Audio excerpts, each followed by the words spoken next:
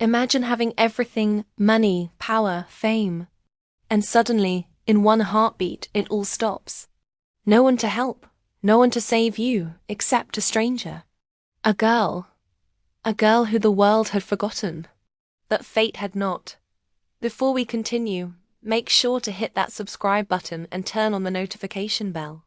Because what you're about to hear is a story of courage, heartbreak, and a twist you will never see coming.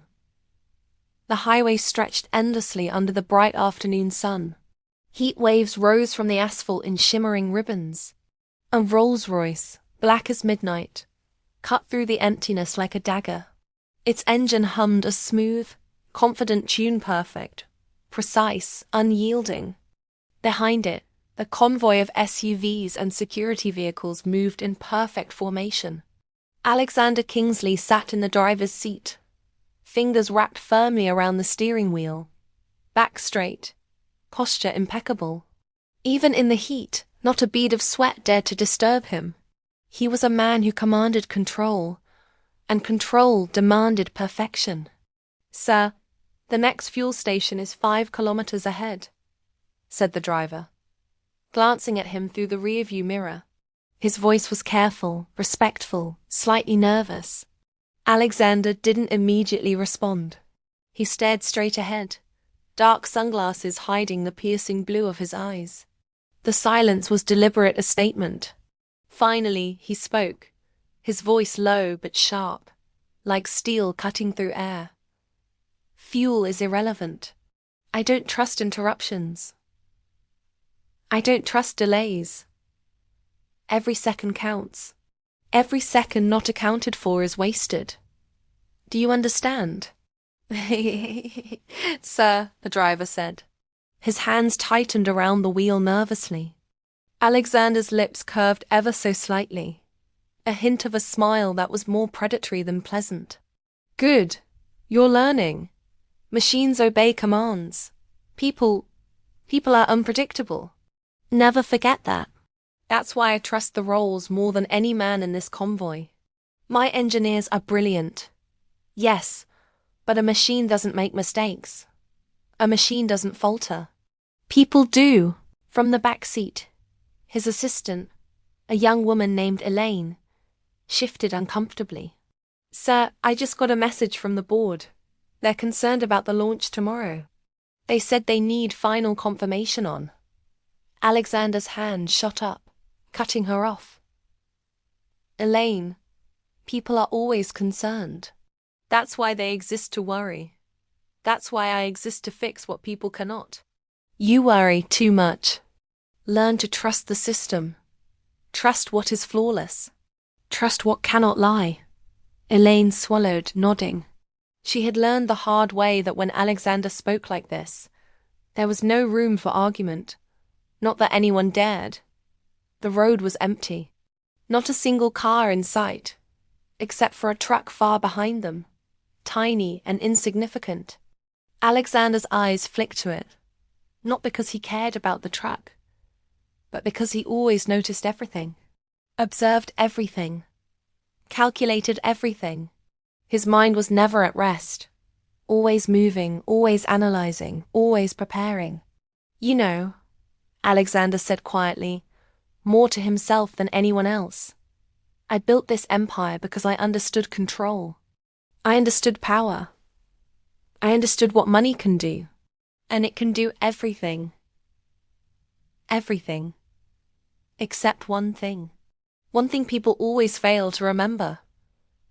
The driver glanced at him, curious despite himself. "And what's that, sir?" Alexander's eyes narrowed, his voice dropping to a whisper, almost eerie in its calmness. "You cannot control fate.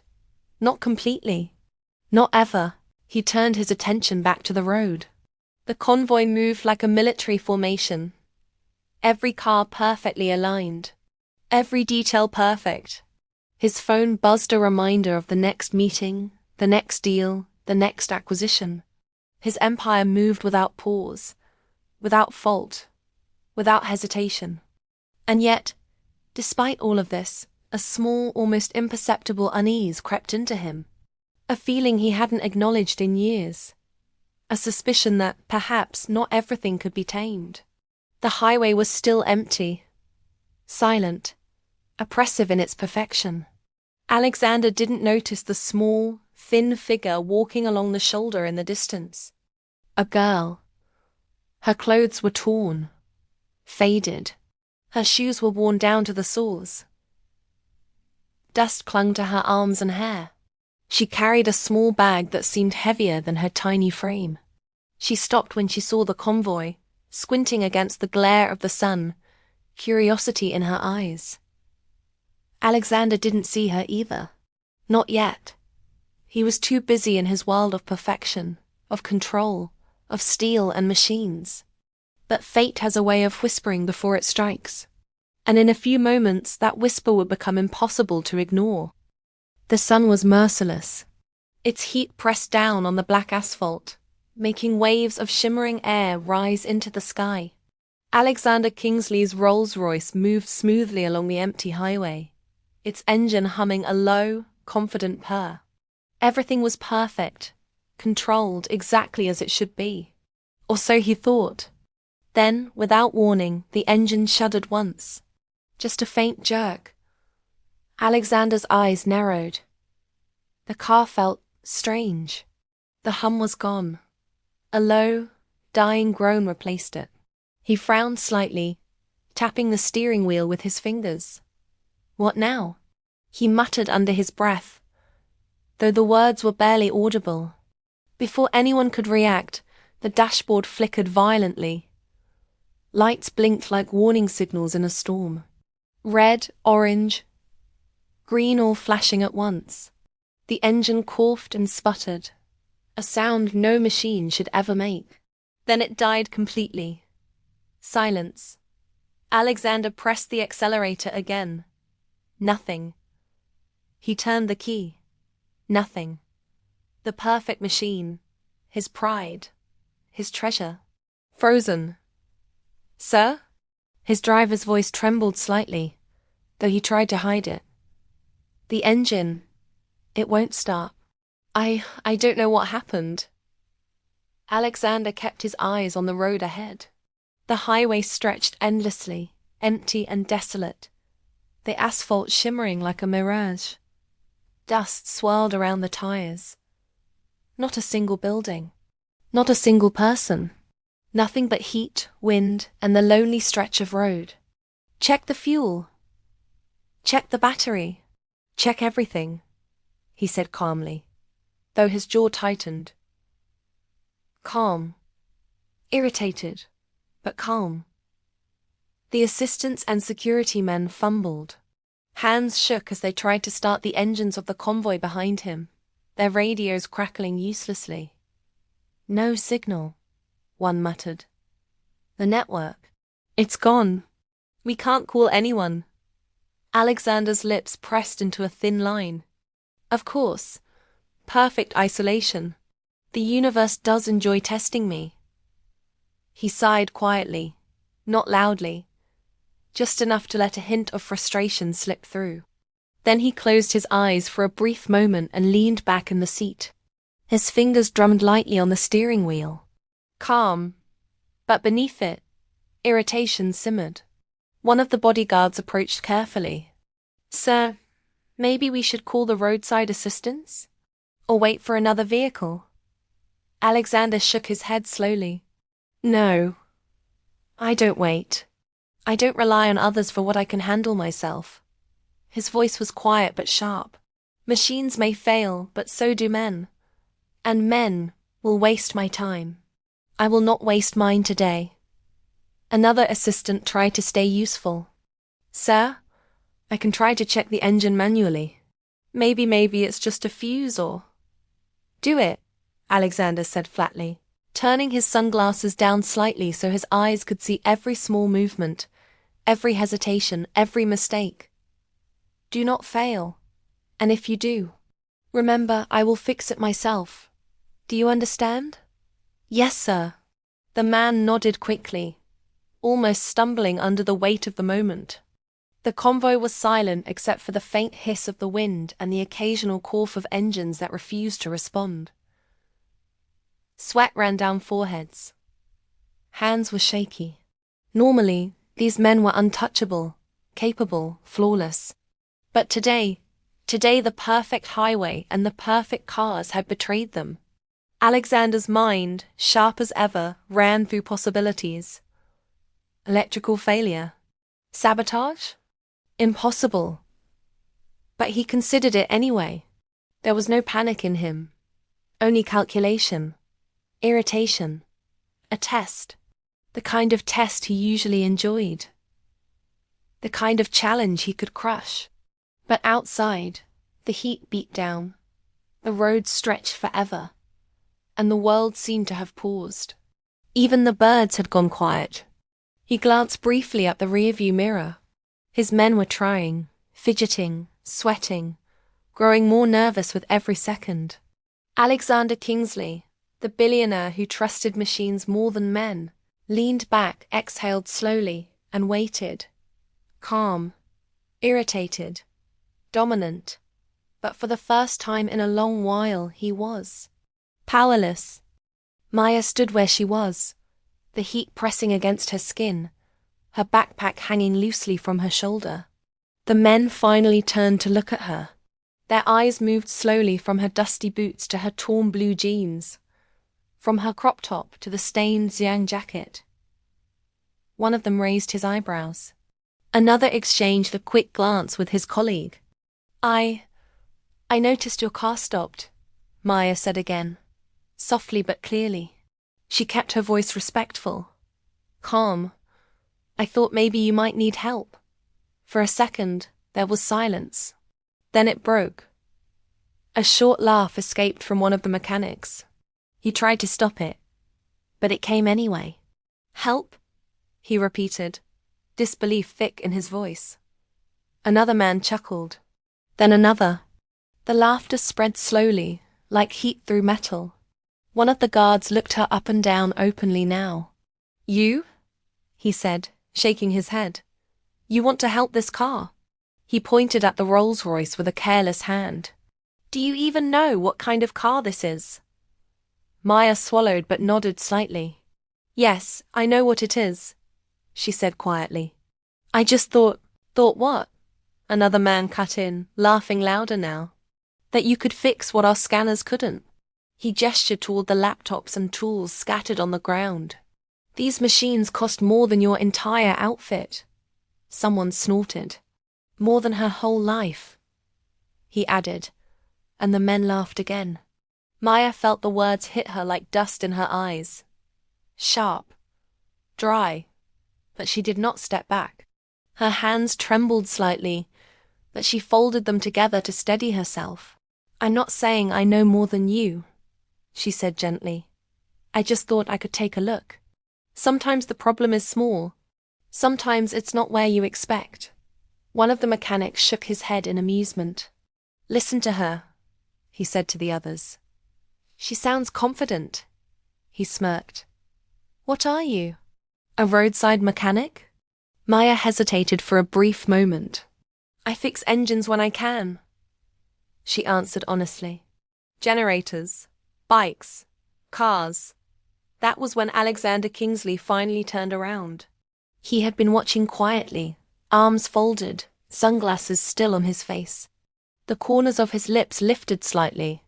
Not a smile. A smirk. Cold. Controlled. Amused. He took a slow step forward, stopping just short of her. His presence was heavy. Dominant. He tilted his head slightly, studying her as if she were a curious object. Let me understand this, he said calmly. His voice was smooth, confident, edged with disbelief. My engineers, trained by the best institutions in the world, failed to fix this car. He gestured lazily toward the Rolls-Royce. And you believe you can? Maya met his gaze briefly, then lowered her eyes respectfully. I believe I can try, she said. Alexander let out a soft breath that sounded almost like a laugh. What can a poor roadside girl do that my experts can't? The words landed heavily. The men laughed again, louder this time. Someone whispered something under his breath about her clothes. Another shook his head openly. Maya felt her face grow warm. Not from the sun. From shame. From being seen and dismissed at the same time. Her fingers tightened around the strap of her backpack. Her chest rose and fell slowly as she forced herself to breathe. "I'm sorry," she said quietly. "I didn't mean to waste your time." Alexander waved his hand dismissively. "You didn't," he replied coolly. "You entertained us." He turned slightly, already losing interest. "Run along now. This is not your place." The laughter faded into murmurs. The men turned back toward the car, still shaking their heads, still smiling. Maya stood there for a moment longer. Humiliated. Small, but calm. She did not cry. She did not argue. She simply nodded once, as if accepting something painful but familiar. "All right," she said softly. She took one step back, then another. But her eyes lingered on the open hood of the Rolls-Royce. Not with anger. Not with pride. With focus. With quiet certainty. They thought she was nothing. Maya adjusted her backpack, wiped her oily hands against her jacket, and made a decision without saying another word. The laughter did not stop immediately. It lingered in the air, light and careless, as if what stood before them was a joke already told. Maya heard it clearly, every sound, every word, every breath of mockery. But she did not turn back. She did not explain herself again. She did not raise her voice. Instead, she took one slow step forward. The men noticed. One of them frowned. Another paused mid-laugh. Alexander, still standing a few steps away, watched with mild curiosity, his smirk unchanged. "Hey," one guard said lightly. "Didn't you hear him? This isn't your place." Maya said nothing. She walked straight toward the Rolls-Royce. Her boots scraped softly against the asphalt. She stopped beside the open hood and looked into the engine bay. Not hurried. Not nervous. Focused. The laughter behind her thinned, fading into confused murmurs. "She's serious," one mechanic whispered. Maya slowly bent her knees and squatted beside the car. The heat from the metal rose against her face. She rested one hand on the edge of the hood, steadying herself. Her other hand hovered briefly, then moved inward. She closed her eyes. She leaned closer and listened. Not to sound, but to silence. To the absence of rhythm. To the way the engine sat, heavy and stubborn, as if holding its breath. Her brow tightened slightly. "That's strange," she murmured, barely louder than the wind. One of the mechanics scoffed. "She's talking to herself now." Maya ignored him. She reached in carefully, her oily fingers brushing against wires. She did not pull. She did not rush. She touched lightly, like someone greeting an old friend. Her fingertips traced a cable. Then another. She paused, inhaled slowly. She smelled the air. Fuel. Not leaking, not flooding, but present. Alive. Waiting.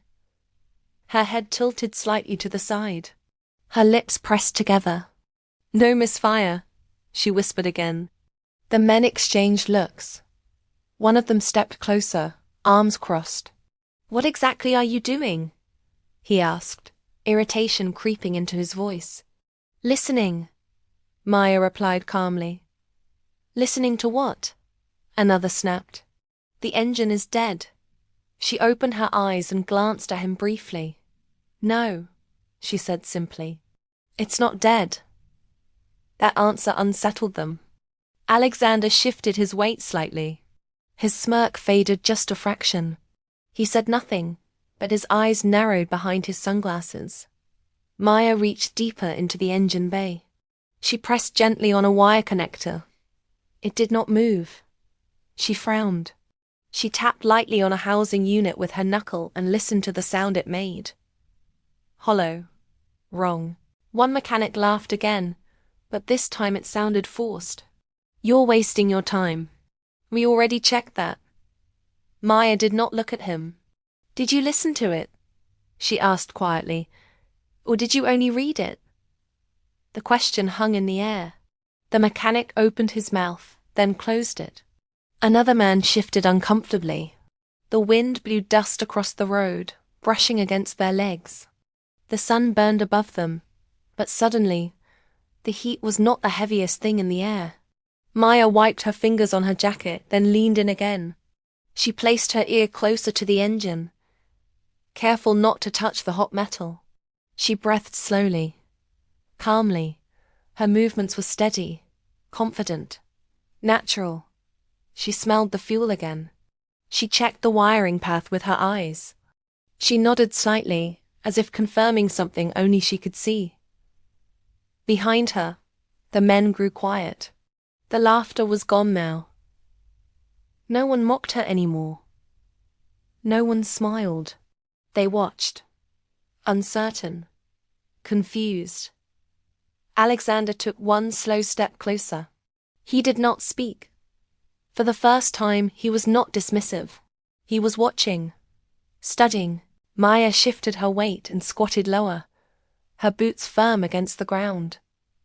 Her confidence did not come from pride. It came from knowing, from understanding machines the way others understood people. She whispered to herself, barely audible, "You're not broken. You're just confused." A chill ran through one of the mechanics despite the heat. How does she look so sure? He muttered. No one answered him. Maya's hand paused on a wire. Her eyes narrowed slightly. She had found something. She did not say it out loud. Not yet. The men felt it. All of them did. This poor roadside girl was not guessing. She was not pretending. She knew something they didn't. Note all the characters are blacks and they all wear nice and clean clothes. Alexander is 29 years old, and Maya is 23, and her kinky hair is packed up and the front laid with edge control.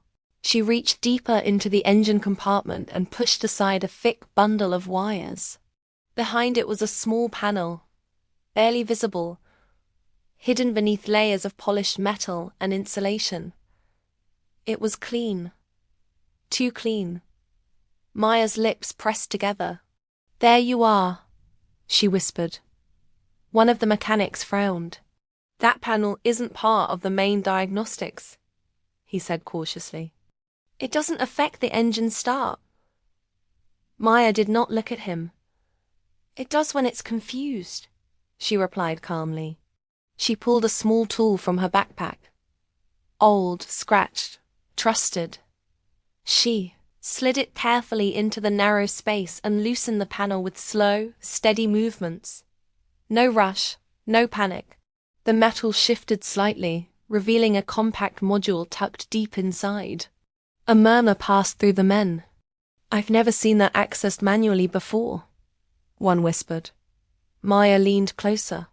She studied the module for a moment, then reached in and gently disconnected a small connector. The click was soft but clear. She waited. 1 second. 2. She closed her eyes and counted quietly. Then she reconnected it. Firmly, precisely. She wiped her hands on her jacket and stood up slowly, dust clinging to her jeans. She turned to face the men for the first time since she began. Her expression was calm, certain. "Try now," she said simply. The men hesitated. One of them looked at Alexander. Alexander did not speak. He nodded once, slowly. The driver stepped into the Rolls-Royce, hands shaking slightly as he turned the key. For a heartbeat, nothing happened. Then the engine roared. Not a weak cough, not a hesitant start. A full, powerful roar that tore through the silence of the highway. The Rolls-Royce came alive, its engine purring smoothly, confidently, as if it had never been broken at all. The sound echoed across the empty road. Then, silence. Not from the car. From the people. No one spoke. No one moved. Mouths hung open. Tools slipped from fingers and clattered onto the asphalt. One of the mechanics took a step back, shaking his head slowly. "That's impossible," he whispered. Another muttered. "We checked that system 3 times. Alexander stood frozen for a moment. His sunglasses reflected the running engine, the rising hood, the girl standing beside it with oil-stained hands. Slowly, deliberately, he removed the glasses. His eyes were sharp now, focused. No smirk, no amusement. He stepped forward. 1 step, then another. The sound of his shoes against the road was the only thing breaking the silence. Maya stood still. She did not smile. She did not boast. She simply waited. Alexander stopped a few feet away from her, staring at the car, then at her. For the first time that day, his voice was quiet. "How did you know?" The engine purred behind them, steady and alive. The lonely highway stood witness. And in that moment, the world shifted. The engine continued to purr, smooth and confident, as if nothing had ever been wrong. The sound felt unreal. The men still stood frozen, eyes moving between the running Rolls-Royce and the girl beside it. No one laughed now. No one spoke. Alexander Kingsley broke the silence. "Wait." His voice was calm, but it carried weight. Authority. Command. Maya had already turned slightly, adjusting the strap of her backpack, ready to walk away. She paused when she heard him, but she did not turn back immediately. "I said wait," Alexander repeated, more firmly this time. Maya stopped. She let out a slow breath and turned around. Her face was neutral, careful. "The car is working," she said quietly. "That's all that matters." Alexander took another step closer. He studied her closely now. Not her clothes, not her poverty. Her hands. Her eyes. The calm way she stood in front of men who had mocked her moments ago. "No," he said. "That's not all that matters." He gestured toward the car without looking away from her. "You fixed something my experts could not. You did it in minutes. I want to know who you are." Maya shifted her weight uncomfortably. "I'm nobody," she replied softly. "You don't need to know me." She turned again, this time fully, and took a step away. "Maya," one of the mechanics muttered under his breath, reading the name stitched faintly on her backpack. Alexander heard it. "Maya," he repeated. "Stop." She hesitated again. Her shoulders tensed. Slowly, she turned back, frustration flickering briefly in her eyes. "Sir, please," she said. "I don't want trouble. I only helped because I could." Alexander shook his head. "You didn't help because you could. You helped because you knew how. There's a difference." His voice softened slightly, but the insistence remained. "People don't just know things like that by chance." Maya looked past him, down the empty road, as if measuring how fast she could disappear. The sun burned above them. The heat pressed down. She felt small again, exposed. "I really should go," she said quietly. "I have places to be." Alexander stepped into her path. Not aggressively, just enough to stop her. "You're not leaving until you answer me," he said. "Who are you?" The men watched closely now. No one dared interrupt. Maya's fingers tightened around the strap of her backpack. Her throat felt dry. She lowered her eyes briefly, then lifted them again, meeting Alexander's gaze. There was no fear there, only honesty. "I study machines," she said simply. Alexander frowned. "That's not an answer," she swallowed. "It is to me." He waited, silent, unmoving. Maya sighed softly, as if letting go of something heavy. I'm a mechanical engineering student, she said at last. Her voice was steady but quiet. Or, I was. The words landed slowly. One of the mechanics blinked. Another exchanged a look with his colleague. Alexander's expression changed. The irritation was gone now. In its place was sharp interest. A student? He asked. Where? Maya hesitated, then answered. At the university. I was in my final year. The silence returned, thicker now. He looked at her differently.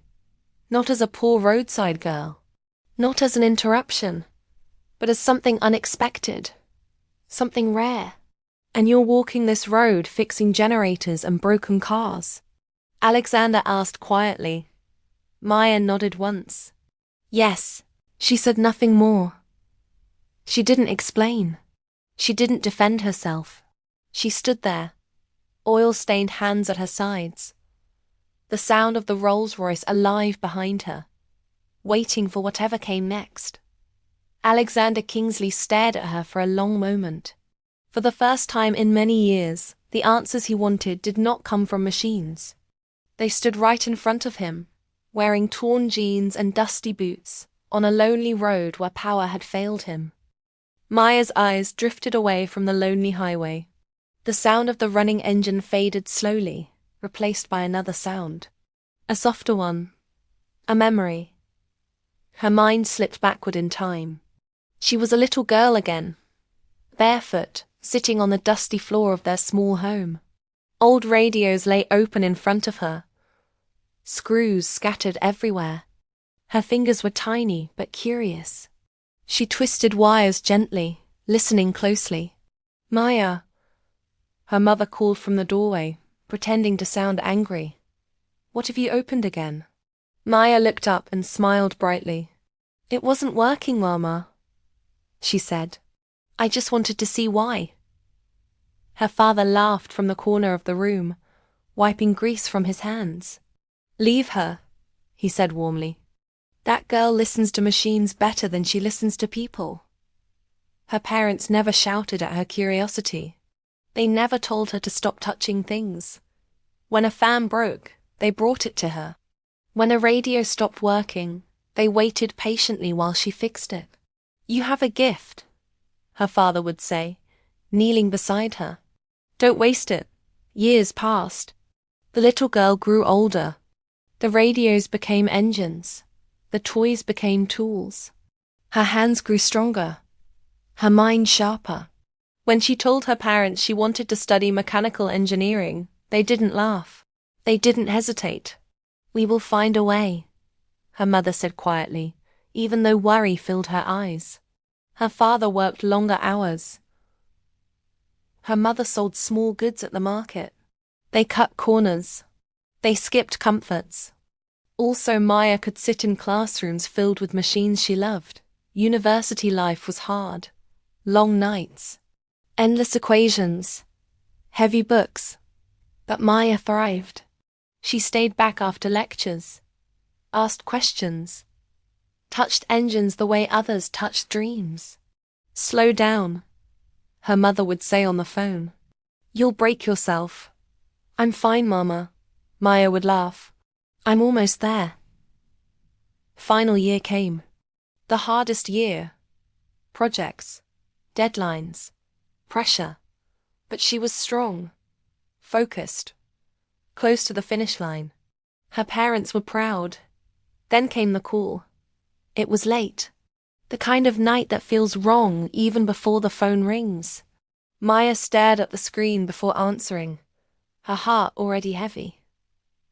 Hello? There was crying, confusion, sirens in the background. Words that did not make sense. Accident. Highway. Both parents. Maya dropped the phone. Her legs gave way. The room spun. Her breath disappeared. She arrived at the hospital too late. White sheets. Still bodies. Hands that no longer moved. Voices that would never call her name again. Mama? She whispered. Papa? No answer, just silence. The world she knew ended that night. The sacrifices, the love, the dreams they built together, all gone in one moment. Maya stood there, frozen in memory, the weight of it pressing against her chest. Her passion had not died. Everything that held it up had been ripped away, and the road back to the present waited for her. Just as cruel, just as quiet. After the burial, the world did not pause for Maya. The sun still rose. Bills still waited. Life still demanded answers she did not have. She returned to her small room near the university with swollen eyes and an empty heart. Her books were still on the table. Her project notes were still open. Her final exams were close. Too close to touch. She sat on the bed one night, staring at her phone, scrolling through old messages from her parents.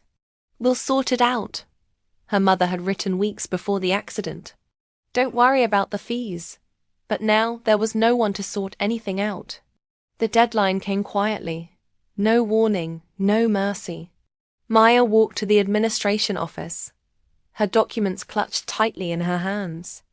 The hallway smelled of paper and polish. Students passed her, laughing, complaining about exams, talking about graduation gowns. She knocked gently and stepped inside. "Good morning," she said softly. The woman behind the desk barely looked up. "Name?" "Maya Aid," she replied. "Mechanical engineering. Final year." The woman typed quickly, then stopped. Her face changed. "Your school fees are unpaid." "I know," Maya said, her voice trembling just a little. "My parents passed away recently. I just need some time. I can work. I can pay." The woman sighed, finally meeting her eyes. "Rules are rules," she said. "You've exceeded the grace period." "I'm so close," Maya whispered. "I've done my projects. I've written most of my exams." "I'm sorry," the woman replied, already reaching for a form. "You're withdrawn from the program until full payment is made." The words felt unreal. Withdrawn. Not suspended. Not delayed. Removed. Maya walked out slowly. The hallway felt longer now. Heavier. She sat on the steps outside the building, her backpack on the ground, her books pressed against her chest. Around her, life continued. Graduation posters hung proudly on walls. She lowered her head and cried quietly, careful not to disturb anyone. Days turned into weeks, weeks into months. The fees remained unpaid. The university doors stayed closed. But hunger does not wait. Rent does not wait. Life does not wait. Maya sold her textbooks one by one, then her old phone, then anything that could bring a little money. When that was not enough, she did what she knew best. She fixed things. It started small. A neighbor's generator that refused to start. "Can you really fix this?" the man asked, doubtful. She nodded. "Let me try." She listened, touched, adjusted. The generator came alive. Soon, word spread. "Call Maya," people said. "She understands engines." She fixed bikes by the roadside, old cars in dusty yards, broken generators during long power cuts. Her hands became permanently stained with oil. Her clothes smelled of fuel and metal. But she ate. Barely. Sometimes people paid her well. Sometimes they didn't. "Please," she would say quietly. "This is my work." Some laughed. Some paid less. Some walked away. At night, she lay on her mat, staring at the ceiling, listening to the distant hum of generators she had repaired. Her degree was unfinished, her dream incomplete, but her skill remained. And every day, she reminded herself of her father's words. "Don't waste your gift." So she didn't, even when the world wasted her. Alexander stood beside the Rolls-Royce, the engine still humming softly, alive again, obedient again. The sound that once meant power now sounded different to him. He looked at Maya, standing a few steps away, wiping her oily hands on the side of her torn jeans. And suddenly, the laughter came back to him. He remembered it clearly. The sharp sound, the careless tone. His men laughing. Someone mocking her clothes. Someone mocking her hands. And him, smirking. What can a poor roadside girl do that my experts can't? The words echoed in his mind like a slap.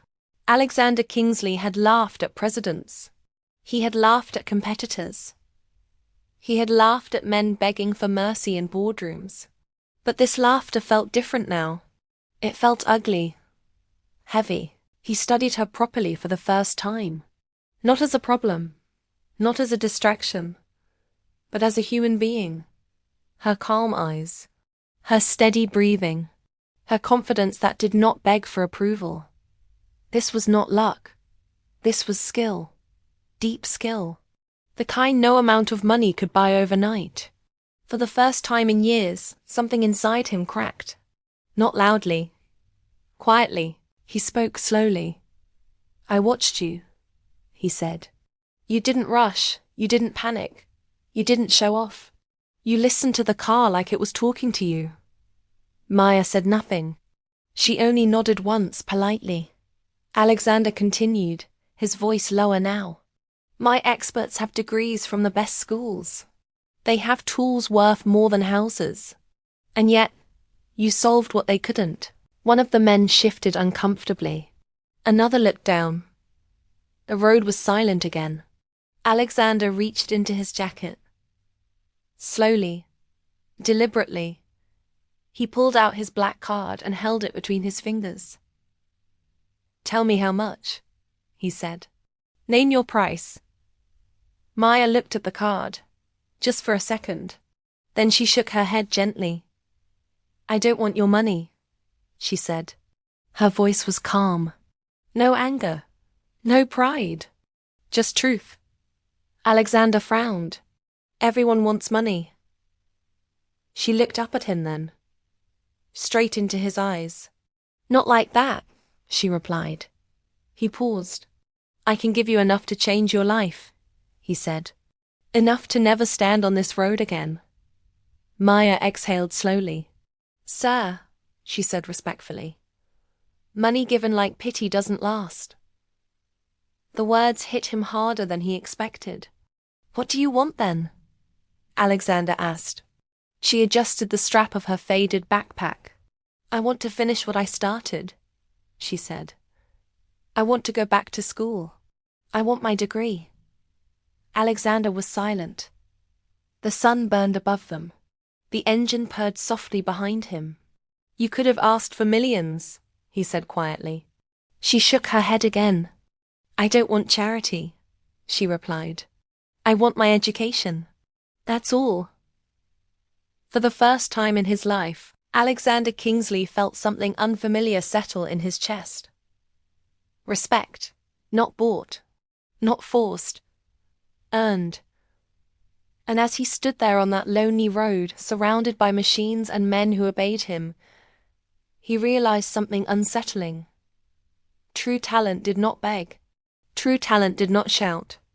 And true talent had been wasted right in front of him. Alexander did not sleep that night. Back in his private jet, as clouds drifted beneath him like slow-moving thoughts, Maya's calm voice replayed in his head. Not her clothes. Not her poverty. Her certainty. The way her hands moved. The way she spoke to the machine as if it listened. He stared at his tablet, untouched reports glowing on the screen. Finally, he tapped a button. "Get me everything on her," he said quietly. His chief aide hesitated. "Sir, everything?"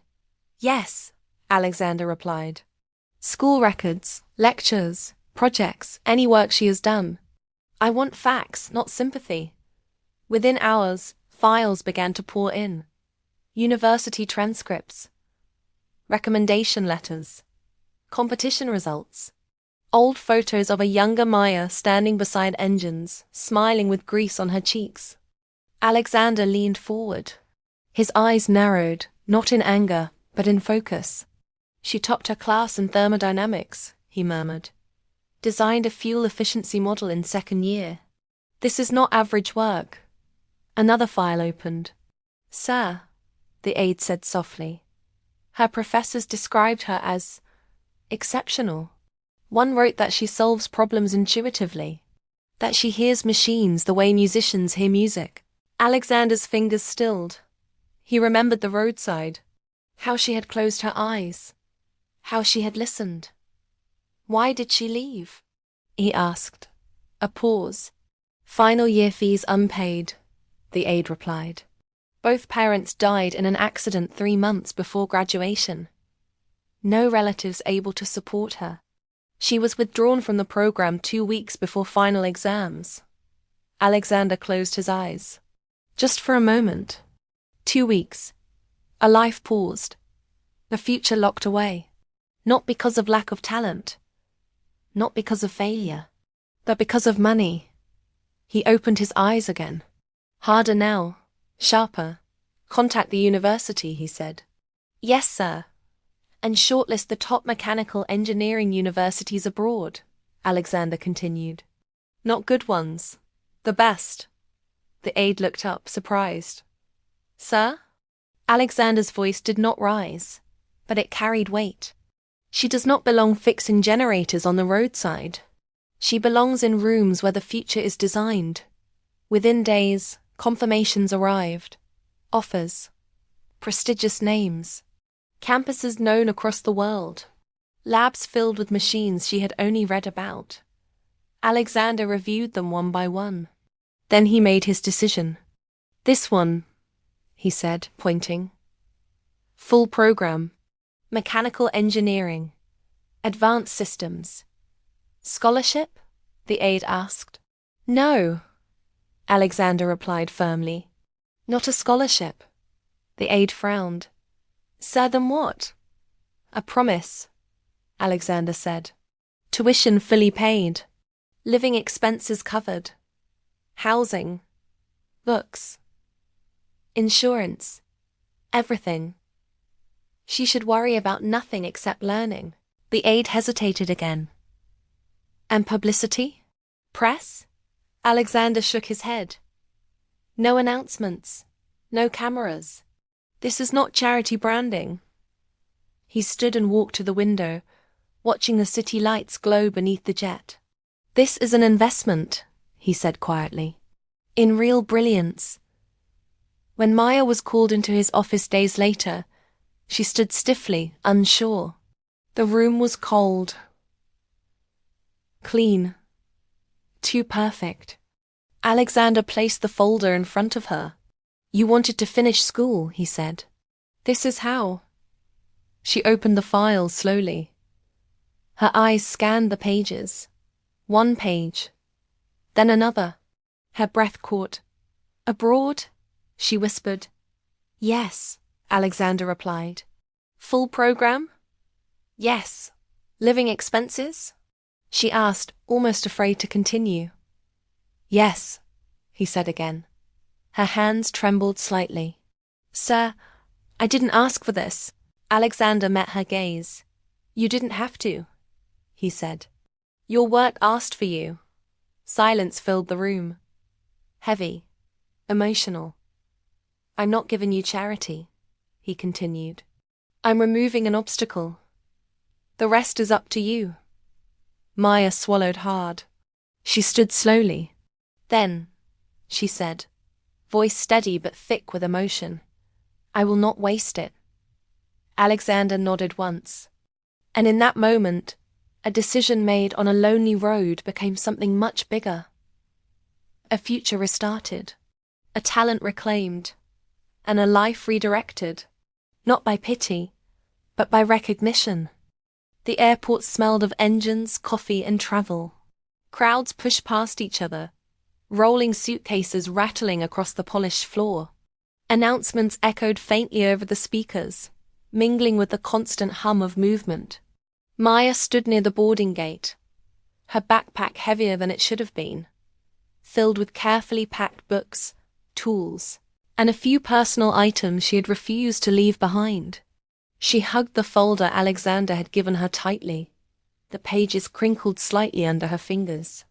"I can't believe this is real," she murmured quietly to herself, staring at the flight information board. "You will be fine," Alexander said, standing beside her. He was unusually still, unusually quiet. His hands were in his pockets, his posture as perfect as ever. But there was something softer in his eyes, something he did not yet understand. Maya shook her head slowly. "I don't know if I belong there," she whispered. "All those people, all those machines, labs, professors. I've been fixing generators and bikes on the roadside. I don't even know if I can fit in." Alexander didn't speak at first. He watched her, really watched her. The way her eyes darted nervously, the way her hands twisted the straps of her backpack, the way she took a deep breath and then exhaled as if letting go of some invisible weight. "Do you think that matters?" he asked finally, voice low, almost a murmur. Maya looked up at him, startled. "What do you mean?" He tilted his head slightly. "Talent doesn't care where it starts. It doesn't care what shoes you wear or how worn your jeans are. It only cares that it's used, that it is recognized, that it is honed." She blinked. "But I've never been in a real lab. I've never used machines like the ones in textbooks. I'm just me. Just someone who listened to engines and learned by doing." Alexander's lips pressed into a thin line. He took a small step closer. "And that is enough. More than enough. You will adapt. You will learn faster than most. You just need the chance." Maya exhaled slowly. Her shoulders relaxed slightly, though her eyes were still clouded with doubt. "Thank you," she whispered, almost too softly for him to hear. Alexander nodded. No words came immediately after that. The world seemed to shrink around them, just the two of them, the hum of the airport fading into background noise. Then the boarding call sounded. Her gate was announced. She stiffened, gripping the straps of her backpack even tighter. "This is it," she said quietly. "Yes," Alexander replied. Maya hesitated. She turned to him, as if unsure whether to say more, unsure whether she could even face leaving. "Sir, for everything, for trusting me, for believing in me. I don't know how to repay you." Alexander smiled faintly, a rare and almost private smile. "You don't need to repay me," he said. "Just don't waste this chance. That is enough." Her eyes glistened. She took a step forward, then another. She glanced over her shoulder once. He nodded slightly. That single motion, calm but firm, seemed to reassure her. She stepped onto the moving walkway, slowly drifting toward the boarding gate. Alexander watched. The crowd seemed to part around her. The noises of the airport, the rolling luggage, the distant voices, the echoing announcements, all faded into a blur. She paused once, looked back again, and their eyes met. For a moment, time seemed to hang suspended. Something stirred inside him, a tightening in his chest, a weight he had never felt before. A strange ache that had nothing to do with business, power, or control. He didn't understand it yet, not fully, but it made him aware that her presence, her talent, her quiet strength, had changed something inside him, something he could not name, something he did not yet know the meaning of. The boarding gate doors closed behind her eventually. She disappeared from view. Alexander remained where he was, hands in his pockets, shoulders straight. The hum of the airport returned. Crowds pressed past. Announcements continued. Travelers hurried on. And yet, he stayed frozen for a moment longer, watching the space where she had been, knowing that life, in ways he could not yet explain, had shifted. The stir inside him pulsed quietly, like the memory of an engine starting sudden, alive and full of power he could not yet control. For the first time in a long time, Alexander Kingsley felt something unmeasurable, something unpredictable, something human. And he didn't understand it. Not yet. But he would. Maya stepped off the plane into a cold foreign city. The air smelled different, clean, sharp, metallic. The streets were wide, the buildings tall, and everywhere she looked, she felt small. Her backpack felt heavier than ever, but she carried it proudly. This was her chance. The university campus was massive. Glass towers reflected the sky. Machines hummed in labs like living things. Students hurried past her, carrying laptops, notebooks, and the quiet confidence she had never seen in herself before. The first days were overwhelming. She sat in lecture halls, scribbling notes faster than she could think. Professors spoke quickly, words full of technical terms she had only read about.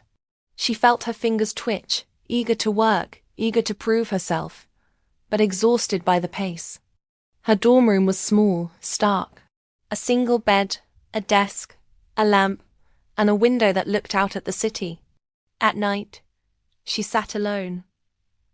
Her textbooks open, diagrams and equations spread across the table. "This is harder than I imagined," she whispered to herself.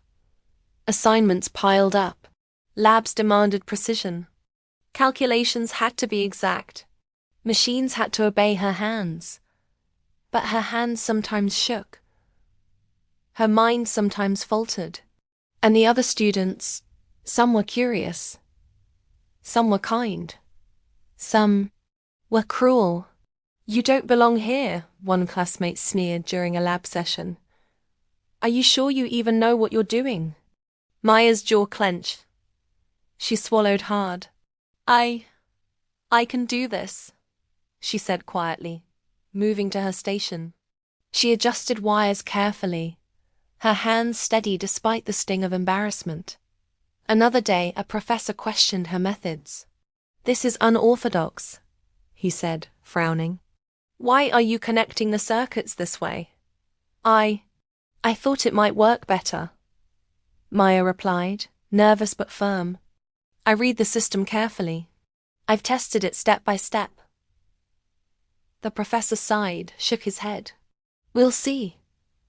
Sometimes she felt the weight of all eyes on her. Doubt filled her chest like a heavy stone.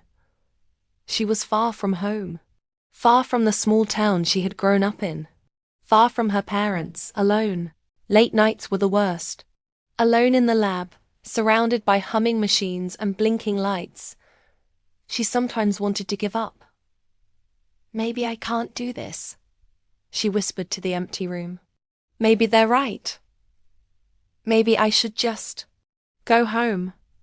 But then she remembered the roadside.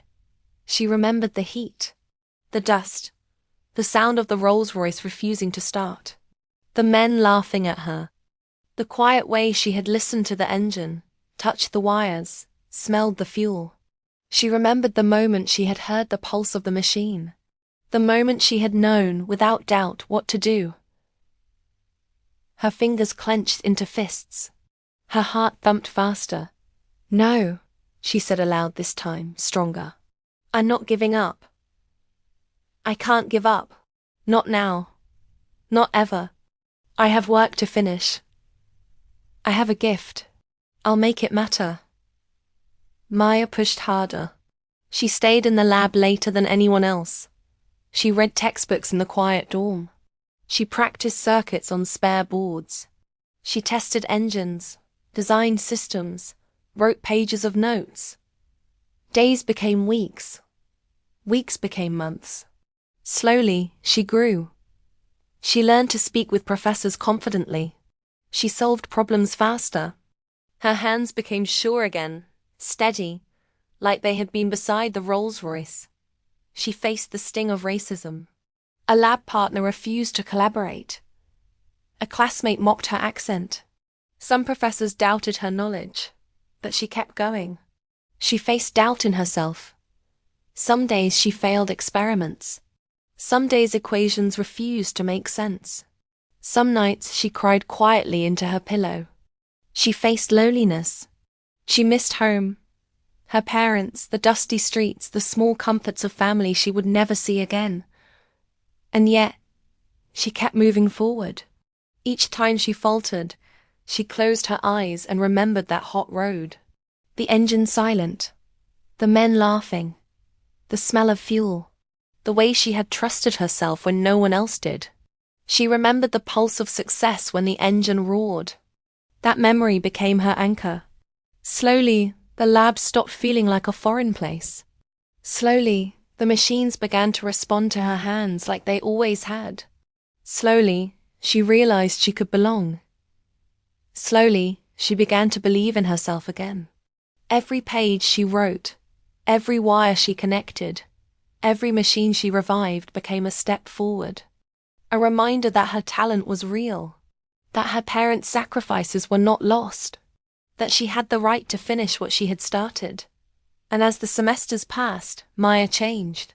Not just her skill, but her confidence, her strength, her determination. She still felt doubt. She still faced loneliness.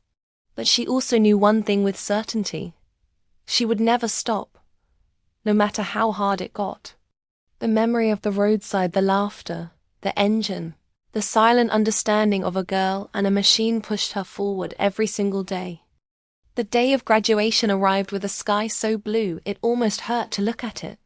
Maya stood in her black gown and cap, the sunlight catching a slight sheen of the fabric. Her tassels swung gently in the breeze. She held her diploma tightly, as if it were a small, fragile heartbeat in her hands. The hall was enormous, filled with families, professors, and students. Cameras flashed. Caps were tossed in the air. Voices cheered.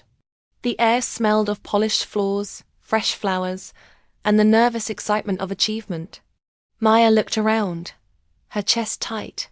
She remembered the dusty roadside, the hot sun, the engine that refused to start, the laughter that had once tried to break her, and she remembered the quiet voice inside her that had refused to give up. She walked across the stage, her steps steady. The dean smiled as he handed her the diploma. "Congratulations, Maya Aide, with honors and distinction in mechanical engineering." Her heart skipped. She held the diploma high. The audience clapped. Some professors nodded at her, recognizing the quiet brilliance that had always been there. Alexander was not in the crowd. He was elsewhere, observing quietly, as he often did, preferring to let her shine without interference. But somewhere, across the world, he had sent a private note. "We told you it was possible." Graduation was only the beginning. Within months, Maya's name began appearing in professional circles. Journals, academic magazines, and online publications wrote of her work. Her designs, elegant and precise, combined intuition with rigorous science. Her first major project was a revolutionary engine technology. It was small, efficient, and powerful. It promised to change the way fuel engines worked, making them cleaner, faster, and more durable. She worked tirelessly in her lab, adjusting, recalculating, testing again and again. One late night, a fellow engineer approached. "Maya, this design, it's brilliant. Are you sure this will scale?" Maya smiled faintly, tired but proud. "I've tested every possibility. If it works here, it will work anywhere." Weeks later, the results came in. Her engine outperformed existing models in efficiency, power output, and durability. Industry leaders took notice. Her name began to appear in journals. Maya Aide, the young engineer changing modern engines. Emails arrived from international conferences, invitations to speak, requests for collaboration. Each letter reminded her of how far she had come from the dusty roadside, from the unpaid tuition, from the quiet girl who had once been laughed at for her clothes and her hands. She became a top engineer, respected, admired, and known for brilliance born from persistence, passion, and intuition. And yet, she never forgot the lesson she had learned under the hot sun beside the broken Rolls-Royce. That talent cannot be measured by money, by privilege, or by appearance. It only demands recognition, patience, and courage. Her name was out there now. It was not just a name. It was a symbol. A reminder that brilliance can rise from the most unexpected places. And somewhere, quietly observing from a distance, Alexander Kingsley noticed. A small smile played across his face. He remembered the dusty road, the engine that roared back to life, and the young girl who had refused to give up. Maya Aid. The girl who had listened to machines when the world refused. The woman who had changed the world. Her journey had only begun. Years passed. The city skyline glimmered beneath Alexander's penthouse as he prepared for the International Auto Summit. Invitations, security checks, the hum of private jets. This was his world. One where engines obeyed, money flowed, and decisions were absolute. Yet, even here, amid polished floors and chandeliers reflecting light like tiny engines in motion, something pulled at his attention. Something he could not yet name. The summit hall was vast. Hundreds of executives, engineers, and innovators filled the seats. Cameras clicked, lights flashed, and murmurs of anticipation ran like electricity through the crowd. Ladies and gentlemen, the announcer's voice boomed over the speakers. Our keynote speaker today is someone who has redefined mechanical engineering. Please welcome Maya Aid. The world seemed to slow for Alexander. He looked up from his notes, his sharp blue eyes scanning the stage, and froze. Maya stepped forward. She was not the girl in torn jeans and dusty slippers anymore. Gone was the smell of oil and heat. Gone was the fear of failure. In her place stood a woman confident, elegant, and powerful. Her gown was simple but flawless. Her hair swept back. Her posture perfect. She exuded authority. Every movement precise. Every gesture intentional. Alexander's heart skipped. A flash of memory hit him, dust swirling on the highway. The Rolls-Royce silent under the scorching sun. Men laughing, and her small hands, calm, steady, working magic that no one else could. He remembered the smell of fuel, the flicker of the dashboard lights, her quiet determination. And suddenly, the laughter of that day was loud in his mind. His own laugh, cruel in its ease. The men who had mocked her. And yet, now there she stood alive, radiant, unstoppable. The audience erupted into applause, and Maya's voice rang out clear and precise.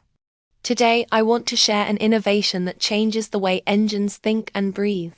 It is not just technology, it is intuition, efficiency, and respect for the power we create. Alexander could not take his eyes off her. Every word, every gesture, every movement reminded him of the girl who had refused to quit. The girl who had trusted herself when no one else did. When the applause died down, the summit concluded, and guests mingled. Alexander found himself moving through the crowd toward her. His mind was silent, save for the memories that refused to fade. He caught up to her as she stepped away from the stage, carrying her notes with the ease of someone who owned the room. Maya, he said quietly, almost hesitant. She turned. Her eyes met his. Recognition flickered. Surprise. A small, polite smile. Alexander Kingsley, she said softly. I didn't expect to see you here. He smiled faintly. A mixture of pride, nostalgia, and something else he didn't understand. I never expected to see you like this, he admitted. They walked a few steps away from the crowd, to a quiet corner where conversation could be private. The hum of chatter faded. The flashing lights felt distant. I want to thank you, Maya said. Her voice carried calm authority, but there was a hint of emotion beneath it. For giving me a chance all those years ago. For trusting me. Alexander studied her. Every line of her face, every movement, reminded him of the girl who had worked by the roadside, listening to the engine, ignoring the laughter, and trusting herself. "I didn't trust you," he said honestly. "At first, I laughed. I didn't see it. And yet," he paused, unsure, "you proved me wrong in a way no one ever has." Maya's lips pressed together, holding back a smile or a memory. He couldn't tell which. "I just wanted to finish what I started," she said. "That was all." Alexander shook his head slowly. "No, that was everything. That was brilliance. That was courage. That was—" He stopped, realizing some things could not be said yet. For a moment, silence fell between them. It was heavy, meaningful, and electric. Memories of dust, sun, and broken machines filled the space like ghosts. Unspoken words hung in the air. "I still remember the day," Alexander said finally. "The Rolls-Royce. The breakdown. Your hands calm. The way you didn't panic, even with all of us laughing at you." Maya smiled faintly. "I remember too. The laughter, the heat, and then the roar. The car starting. That moment, I knew I could do more." Alexander nodded. "You did more, much more. You've become extraordinary." They stood there, two people bound by memory, by talent, by a strange, unspoken connection. Gratitude hung in her eyes, tension in his, and something else, something neither fully understood, stirred quietly between them. Waiting. For the first time, Alexander Kingsley didn't feel in control of everything. He didn't know what would happen next. He only knew that the girl he had once laughed at had changed everything. And in that quiet corner of the summit, the world felt different. Bigger, brighter, dangerous, beautiful. Something had begun. Alexander walked slowly through the glass corridors of his company's headquarters. Everything gleamed under bright lights, the polished floors, the chrome railings, the sleek machines humming quietly in the labs below. But none of it mattered. None of it could quiet the storm inside him. He had seen her again at the summit. Maya, confident, brilliant, unstoppable. The girl who had once fixed his Rolls-Royce by the roadside. The girl who had changed everything he thought he knew about talent. And now, he could not stop thinking about her. But the thoughts were tangled with doubt. Age. Experience. Status. Alexander Kingsley was a man used to control, used to influence, used to having people follow him without question. Yet here was someone who did not belong to his world, who would not bend to it, and he found himself hesitating, uncertain. What if she rejected him? What if she saw him as just a benefactor? A man handing out opportunities like coins from a fountain? He couldn't allow himself to assume. But the thought of losing her, of never truly knowing, gnawed at him. Meanwhile, Maya was in her own world, deep in the university lab where she had spent years perfecting her engine designs. Her notes were scattered, sketches of her latest prototype covering the table. Machines hummed under her hands. And yet, her mind was elsewhere. Alexander. She trusted him. She owed him gratitude for the opportunity he had given her years ago. But trust and gratitude were not love. Not yet. She had to be certain. She had to be sure he was serious and not just grateful. She remembered the Rolls-Royce, the heat, the laughter, the engine that roared to life under her hands. And she remembered him watching her, not mocking, not laughing, but observing, calculating, noticing. But now, everything had changed. She had a career. She had a future she had fought for, clawed for, and she would not allow anyone, even him, to offer shortcuts. When Alexander approached her in her lab, she looked up calmly, though her pulse raced. "Maya," he said, voice quiet, careful, "I want you to consider something. I want you to join my company. Lead our new research division. You would have full support, resources, anything you need. You could change the industry faster than anyone. Maya set down her pencil, leaning back slightly. She met his eyes evenly, her calm demeanor hiding the whirl of emotion beneath. Thank you, she said slowly. But I can't accept special treatment. I didn't get here because someone handed me a title. I got here by working, by learning, by pushing myself. Alexander blinked, surprised. He had expected hesitation, maybe negotiation, maybe flattery. But not this firmness. You don't understand, he said, his voice low, almost pleading. I'm offering you resources, the chance to make your work global. You'd have everything you need. Why refuse? Maya's eyes softened slightly, but her resolve did not waver. Because I want my work to stand on its own. I want to earn it, just like everyone else. I respect the opportunities you gave me, but I cannot let gratitude determine my path. He felt a sudden ache, not anger, not frustration, but something heavier. Respect. Deep respect. This was no longer a girl who had fixed a car. This was a woman shaping her destiny, and she refused to be defined by him, by anyone. I see, he said finally. His voice carried weight, quiet admiration, and something else he had not allowed himself to feel before. You're serious about your work, about your principles. I am, Maya said firmly. I am grateful for you, Alexander. Always. But I am not yours to control. And I will not let my career be influenced by favors.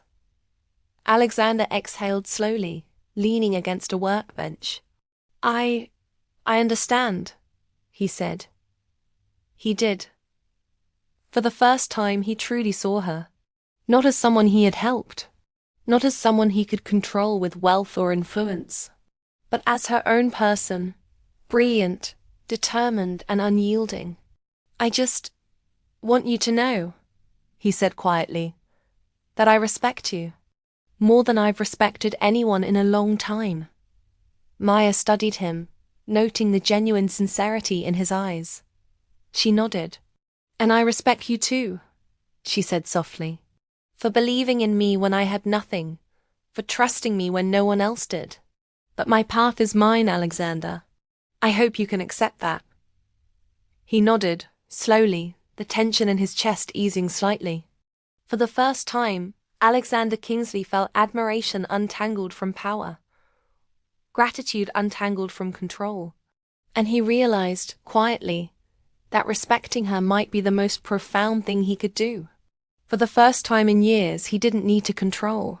He only needed to watch and hope she would let him stay close in the ways that mattered. And in that quiet moment, their connection deepened, not through favors, titles, or influence, but through mutual respect, unspoken understanding, and the recognition of true brilliance. Years had passed. The city lights, the airports, the labs, all the wealth, the power, the conferences. None of it felt as real as the road beneath Alexander Kingsley's feet now. The sun was beginning to dip low, painting the sky in shades of gold and orange. The air smelled faintly of dust and asphalt. Alexander's black Rolls-Royce rolled smoothly at first, but then, without warning, the engine sputtered. A harsh cough, a shudder through the chassis, and the car slowed to a halt. Not again, he muttered, but this time a smile tugged at his lips. He didn't feel frustration, or panic, or anger. No, this time he laughed. A deep, warm laugh that echoed into the empty road. He leaned back in the seat, watching the horizon. The same suspense, the same loneliness of the roadside, but something had changed. He knew someone would come. He knew who. Minutes passed. Cars zoomed past, unaware. The hum of the city in the distance seemed far away. The road stretched out, empty and waiting. Alexander's eyes gleamed with anticipation, his usual pride tempered by humor and patience. And then, From the bend in the road, a figure appeared. A woman, confident, determined, yet familiar in every motion. Her worn jacket and boots had been replaced by a practical mechanic's uniform, but her hands, strong, steady, capable, remained the same. "Maya," he said softly, a laugh still in his chest. "Of course it had to be you." Maya approached, her eyes scanning the car, her fingers already itching to touch wires, panels, and engines. She didn't need to ask what was wrong. She already knew. She knelt beside the car, just like she had years ago. Alexander stepped out of the car, hands behind his back. He watched her work, the sun glinting off her hair, the wind lifting strands from her face. He felt the same awe he had felt the first time. Only now it was deeper, stronger. Minutes passed. Sparks flew. Panels opened. Fingers connected, wires adjusted. A quiet hum of energy filled the air. And then just like that, the engine roared to life. Vibrant, powerful, alive. Maya looked up, satisfied. "All yours," she said simply, brushing her hands together. Alexander laughed again, a sound full of joy, relief, and something he hadn't allowed himself to feel before. He stepped closer, kneeling in the dust beside the car. "Maya," he began, his voice low and steady. "Years ago, this very road brought us together. You saved me then. You saved my world. And now, I want to spend the rest of my world with you." Maya blinked, stunned. Her hands trembled slightly, dust and grease smudged on her fingers. But her heart raced. Alexander opened a small, elegant box. Inside rested a simple, perfect ring. His eyes never left hers. "Maya Aid," he said, voice full of sincerity, admiration, and love. "Will you marry me?" Tears filled her eyes. She remembered the roadside, the laughter, the heat, the engine roaring under her hands. She remembered the boy she had once been, the woman she had become. And she realized this man, this Alexander, had never stopped seeing her for who she truly was. "Yes," she whispered, a single word carrying years of emotion, struggle, triumph, and love. Alexander smiled, slipping the ring onto her finger. He pulled her close, and for a moment, the world, the city, the labs, the conferences disappeared. There was only dust, sun, engine hum, and the two of them. The Rolls-Royce gleamed beside them, the same car that had begun their journey years ago, now a symbol of fate, trust, and the love that had grown from it. Alexander pulled back slightly, resting his forehead against hers. "The same road," he whispered. "And now, the same beginning, for forever." Maya smiled, brushing grease-stained hair from her face. "Forever," she echoed. And there, on the roadside where their story had begun, laughter, love, and destiny intertwined once more. The car purred behind them, the sun dipped lower, and the world seemed to pause. Fate had returned. And this time, neither of them would ever let it go. The day was bright but soft. The sunlight poured gently over the small, open garden where white flowers swayed in the light breeze. The Rolls-Royce that had begun it all sat quietly nearby, polished, gleaming, a silent witness to the journey that had unfolded over the years. The wedding was simple. No towering chandeliers, no endless displays of wealth, no pride, no mockery. Only love, only respect. Only two people who had battled the world, fate, and themselves, and now chose each other. Alexander stood at the altar, his black suit tailored, but not flashy. His eyes were calm, steady, filled with admiration and something deeper love that had grown quietly, patiently, over years of watching, learning, and respecting. Maya walked slowly toward him. Her gown was elegant but understated. Clean lines, soft fabric, just enough shimmer to catch the sunlight. Her hair was pulled back gently, her face radiant, confident, serene. She carried no pride, no arrogance. Only the woman who had conquered doubt, fear, and struggle to become herself fully. As she approached, Alexander's breath caught. She was the same girl who had fixed his car on that lonely roadside, but now stronger, wiser, more beautiful in every way. She smiled softly at him, and he returned it, kneeling slightly, as if to honor the journey they had taken together. "I love you," he whispered. "I always have. And I love you," Maya replied, her voice steady, her hands brushing his cheek. "For believing in me, for trusting me, and for waiting." The ceremony was quiet. Friends, family, and colleagues watched in respectful silence. There was no show of wealth or power. Only two hearts, finally aligned, finally free to be together.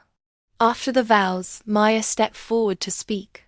She stood before a small group of young engineering students visiting the campus where she worked now, her voice firm but kind, her presence commanding respect.